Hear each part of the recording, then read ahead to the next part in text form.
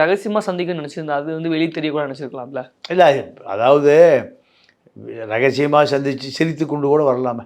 அரை மணி நேரமும் எடப்பாடிக்கு என்ன நேர்ந்தது என்பது அவரோடு சென்ற ஒரு மொழிபெயர்ப்பாளருக்கும் அவருக்கு மட்டும்தான் தெரியும்.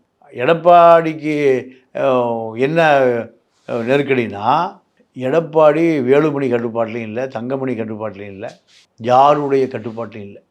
அப்போது பாஜகவுக்கு அதிமுகவுக்குள் என்ன நடக்கிறது, எதிர்காலத்தில் அதிமுக பாஜக கூட்டணி வருமா, இல்லை கடைசி நேரத்தில் முறித்து கொள்வாரா, 100 சீட்டு கொடுப்பாரா, இப்படியான பல சந்தேகம் பாஜகவுக்கு வந்துருச்சு.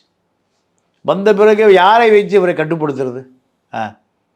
செங்கோட்டையன் இப்போ காணாமல் போயிட்டார். 10 நாள் கெடு முடிஞ்சது. 5ஆம் தேதி, 16ஆம் தேதி, 17ஆம் தேதி சத்தமே இல்லை. வீட்டில் கட்சிக்காரன் போகிறதே இல்லை.